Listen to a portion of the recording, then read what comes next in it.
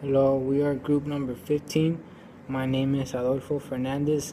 My group members are Karina Hernandez, Jacqueline Pinto, and Guadalupe Dueñas.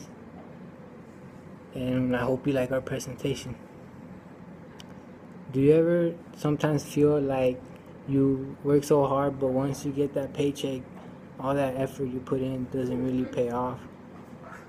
Well, in the LA Times, in an article called Raise the Minimum Wage, they say that no Californian who works full-time should be stuck with poverty wages. That is why the minimum wage should be increased to $10.10 per hour, because a hard worker should not have to struggle to live check by check.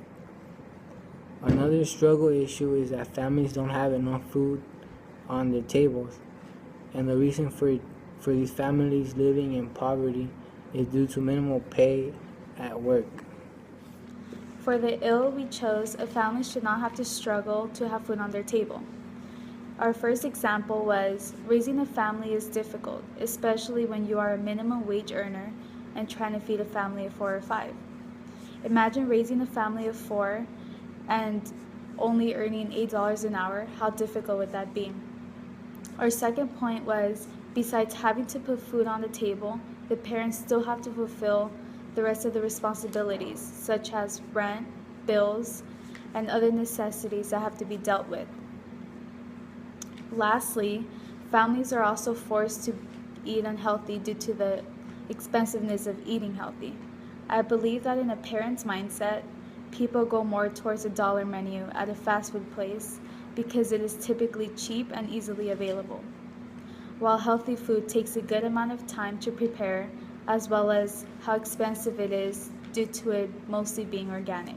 Or the companies and corporations are to blame. The government doesn't report how many people in the state earn $8 to $10 an hour. That goes to show the government doesn't really care about the low-income people. By not reporting it, it causes a large growing percentage of jobs with low skills that are being paid the minimum wage. By not reporting it, it also shows that they don't acknowledge what is going on. We also blame companies because they have really high interest rates, so it makes people be in a greater debt. This causes families to get loans from banks, and it helps them to support their families. They all have really high interest rates, which makes it really hard, almost nearly impossible, to pay it back. On top of that, they have to pay additional bills. And that is why we agree that with the minimum wage being raised, it will help poverty people. The blame would be that the families don't get paid enough to support their family. For the cure, President Obama recently signed an executive order by raising the minimum wage to $10.10 per hour, which may help boost the economy and will help change the lives of the working poor. For my first point, I put that by raising the minimum wage to $10.10 per hour, it may help people to get out of debt, which will benefit the companies and employees.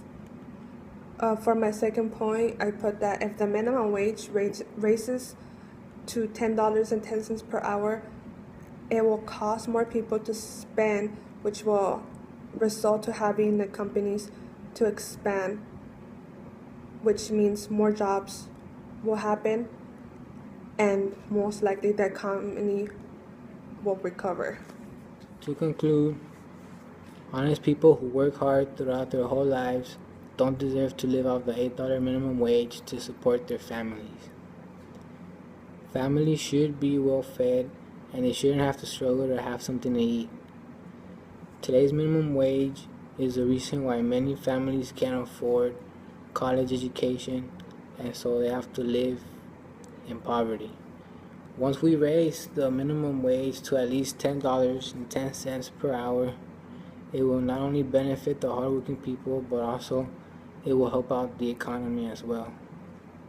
So if you think about it, how cool would it be to work your 9 to 5 and know that your paycheck won't be as little as it always seems? You can take care of your bills and at the end of the day, you'll know that you still have a little change left over for luxury. And thanks for watching our presentation.